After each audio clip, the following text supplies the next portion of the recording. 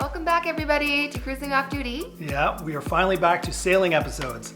Yeah. And we wanted to come on here and just explain to you that these episodes you're about to see are actually from the end of last season. And the reason we got a little bit out of order. Yeah. Well, we were invited to go to the Annapolis Boat Show as media, so we felt that was time sensitive. We needed to produce those, or he needed to produce those episodes. You were there too. I know, but I didn't do all the Yeah, she doesn't do the editing. Yeah. So as soon as possible and get them out there. And then while at the boat show, he got invited on the crossing with Paul and Cheryl Shard. From Distant Shores TV series, they invited me to go on the TransAtlantic crossing, which you probably, if you watch the channel, have seen those episodes, and that was really a big opportunity. Mm-hmm. And also time sensitive. So the remainder of last summer got delayed again. Yeah. And so now. Yeah, so all that footage from, I guess, the last 1/3 of the season. Yeah, we did a lot of fun stuff. Yeah, just got left on my hard drives, and now we're going to present them to you now because it's April and it's been cold and wet, and so it really hasn't felt like boating season at all. The spring hasn't been nice. No. But where we're going to take off in this one is, if you saw last episodes when we were sailing, we had our boat drag away from us. And I think that's lost it forever. Episode 78, I believe, if you haven't seen that. We're biking through wine country. And then somebody said, hey, your boat's dragging, and we biked back, or we raced back to the boat, and it was gone. It was out in Lake Ontario. And some good Samaritans went out in a dinghy and they brought had our boat a local back. rescue crew, and they're all volunteer firefighter type and boat rescues, and they went out in the dinghy, and they're a fast motor boat, and got our boat back for us. Yeah, and motored it back to where it was anchored. And it was anchored for a few hours before we left, so we didn't just throw anchor and get off the boat. We waited for a couple hours, but the wind really picked up while we were biking, and our boat disappeared. And had they not gotten it for us, it was going to be it would have been long gone before we got back. Yeah, if they hadn't noticed and gone after it, it would have been too late. It would have been gone, and we wouldn't have known where it was. We would have just assumed somebody stole our boat, because it was already, when we raced back, it was on the horizon. You could barely see it on the horizon out in Lake Ontario. So it was scary. So because of that, we thought, well, hell, if we'd seen it dragging off, I don't know if you know this, we have an electric trolling motor for our dinghy with a tiny little solar panel to charge the battery. And it's fine for the Ottawa River where we started when you only need to go 100 yards. But if I had to chase after my boat in a windstorm with a little trolling motor, it would have never worked. So that was a necessary thing to upgrade. And also the anchor. Yeah. Like we had a wicked anchor, and it never dragged ever on the Ottawa River. Yeah. But then for some reason it was dragging constantly on the Thousand Islands, and we weren't sure because it did get a little bit bent in the collision with the ferry that we had. But that not enough to make it useless. But I just couldn't believe all the dragging we were doing. And even after we almost lost the boat, we anchored somewhere else that night. And so being hyper paranoid, we were checking. We still dragged. And even though we were like super diligent, like to make sure we hooked it good. Back down hard. So we're like, screw. I'm like, that's it. I'm done with this anchor. And also, it was a CQR, so it was one of those kind of plow with a pivoting neck. And on the Ottawa River, where it's all mud and clay, it worked great. But on the St. Lawrence, it's a lot of weeds. Yeah. And CQR anchors are crap when it comes to weeds, because once they get clogged with weeds, they don't clean themselves and re-anchor. Once you start dragging, you're dragging. There's no way it's coming back. Yeah. So we went out and got a 45-pound Mantis anchor. And it's 100%. Oh my God, night and day. This thing is futuristic too, really digs in. Yeah. So even through the weeds, cuts right through them and gets right into the thing. So we're gonna, this episode, the first one's gonna be about our new 6 horsepower motor for our dinghy. And then coming up in an episode or two later, we'll show you the brand new anchor and how much so much better for anchoring and gives us the ability to sleep at night. So and that's it, I guess. Because we had a bit of a shell-shocky summer. The collision and then the anchor situation. It was quite the year.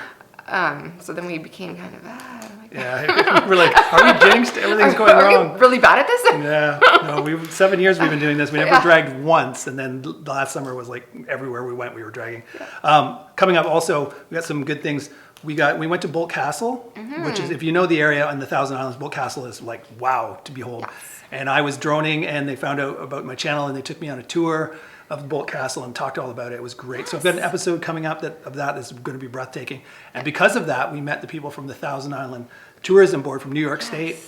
And they're talking about sponsoring us for this year to showcase a bunch of their other landmark areas. So that should be pretty cool to have a sponsor on board and to promote the Thousand Island, which is our cruising ground. Which I had already told him at the end of last year that I want to spend all of this year in the Thousand Islands. We've crossed Lake Ontario enough for one, like I want to, and we didn't spend enough time in the islands and further downriver. So there's a lot of islands to explore. We were going to do that anyway, so this will work When it says 1,000 Wow. islands, they're actually underselling it. I think there's like 1,600 islands.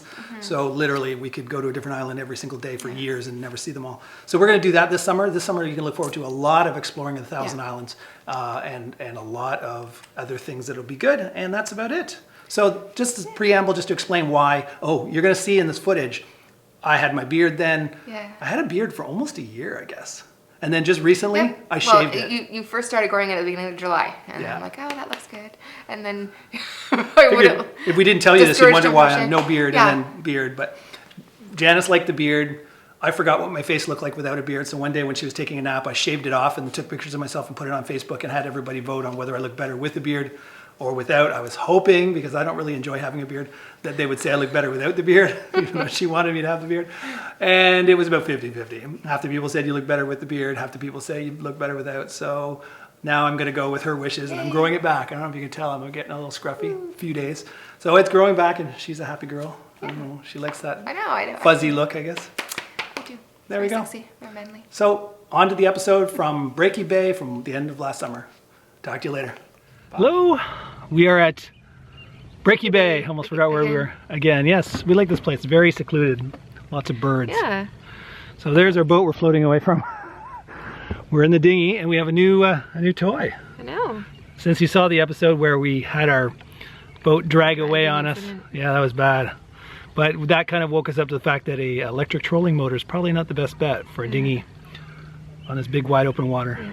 So I'd mentioned before a motor might be a good idea because we're on big water, but this kind of convinced Janice, I think, that we needed it. So this is our new baby. It's our 6 horsepower Berkeley 4-stroke.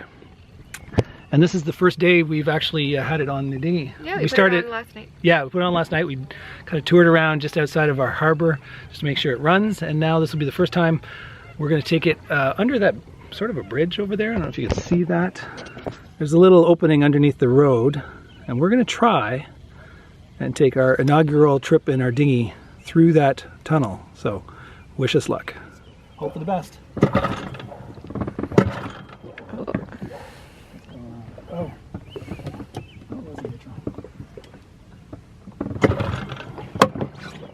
We haven't figured it out yet. Last time The motor works well. We just haven't perfected yeah, maybe the choke technique did need yet. to be open. Oh.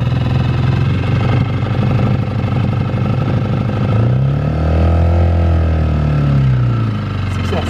Yay. A little bit of a learning process. We've never owned a Power motor. gas-powered dinghy before. 6 years of being an electric trolling motor. It's a little stinky. There we go. Choke's in. Woo!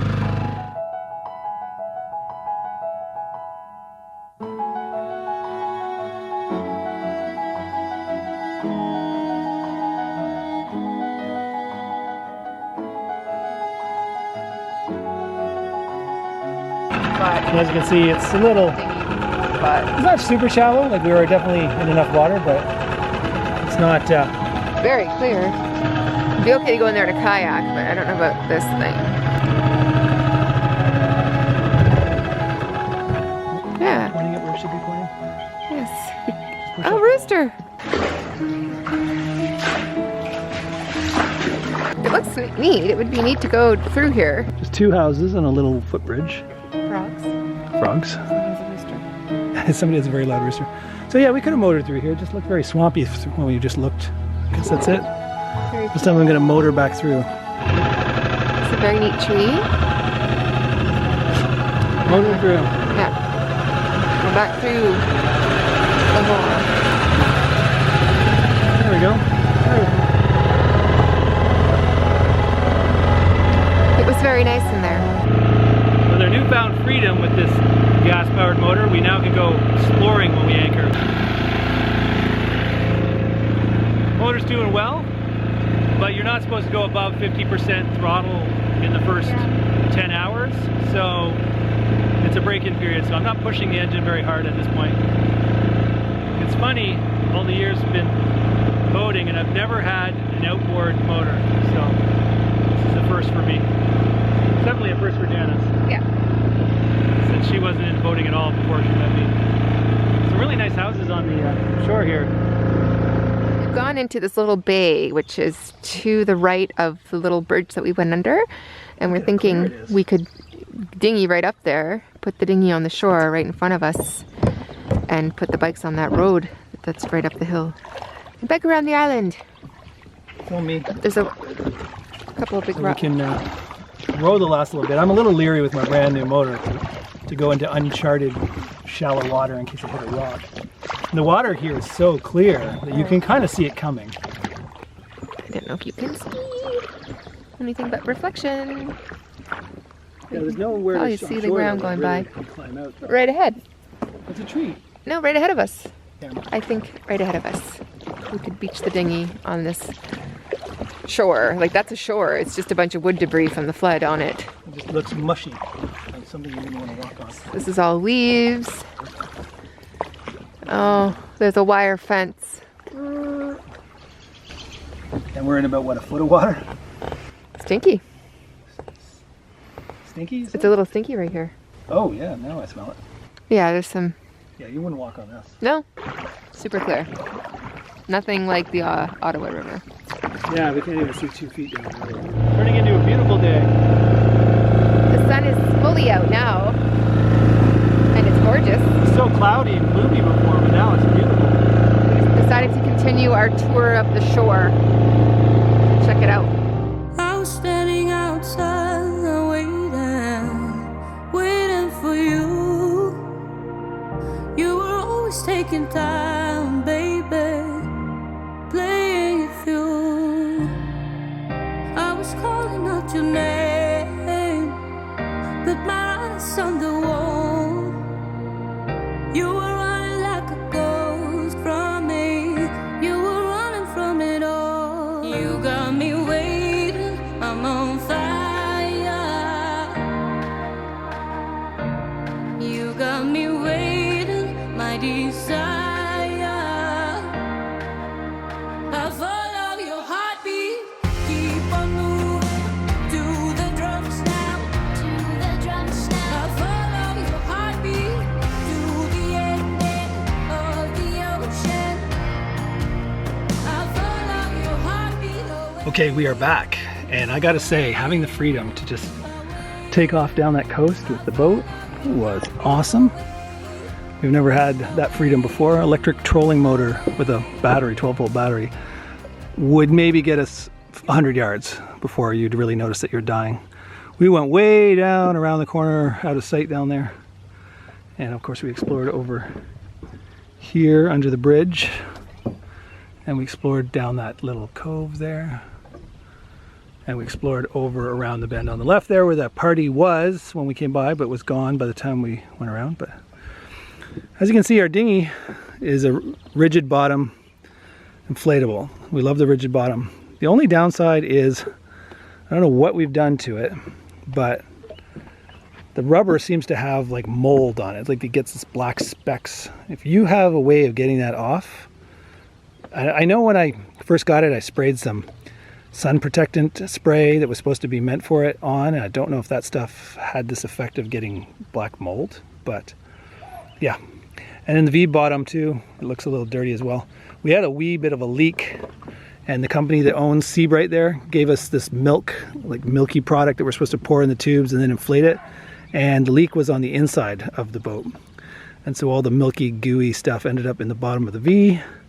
And of course, once you get sticky, tacky glue in the bottom of your boat, all the dirt and filth now sticks to it. So even when we power wash it, it never looks completely clean. But if you know how to get this black, gunky mold off of, I power wash this thing and it doesn't make a bit of difference. So I don't know. I don't want to use bleach. I don't want to ruin the rubber. But if there's a mold spray that'll get rid of that, please, please, please put it in the comments. Having a boat is much more than just enjoying this view. Today, not only did we install our outboard motor for the first time, we spent hours power washing the boat. But it looks good, looks white, looks clean. It's very satisfying to clean your boat, but it takes a long time of scrubbing and using spray nine and then power washing. So yeah, it's not all fun and games. That's it for this episode. Hopefully you enjoyed it. If so, smash that like button. And we're back to sailing. Hopefully you're enjoying that as well. We're going to get all sailing episodes except for the very next episode. I published a behind the scenes episode for my patrons. They get to see these episodes and the regular viewers don't. But this one episode is covering my iMac Pro setup for video editing. And I figure there's a lot of interest from every other viewer about that. So I'm going to publish it a couple of days after Patreon gets it. I will then put it on the regular channel, and then the future behind the scenes episodes will only be for my patrons. So if you want to join the patron crew, go to patreon.com/cruisingoffduty. But after that episode, we're going right back to sailing, where we go to this island, Duck Island, where we, the entire extended family, Janice's dad, our son, everybody comes with us, and we go to the island and we go exploring these abandoned lighthouses. Well, these abandoned lighthouse keepers' houses, if that makes any sense. They're abandoned now, and all sorts of critters live inside. It was kind of spooky because as we're walking through, we find this weird killing machine axe that was just lying on the kitchen table. And after that, I was kind of half expecting to find a dead body, but we didn't. You're not going to want to miss that episode, and also some future episodes, such as when we go to Bolt Castle in the future. So definitely subscribe and hit that notification button so you know when the next episode is up. Till next time, this is Craig signing off, wishing you safe cruising.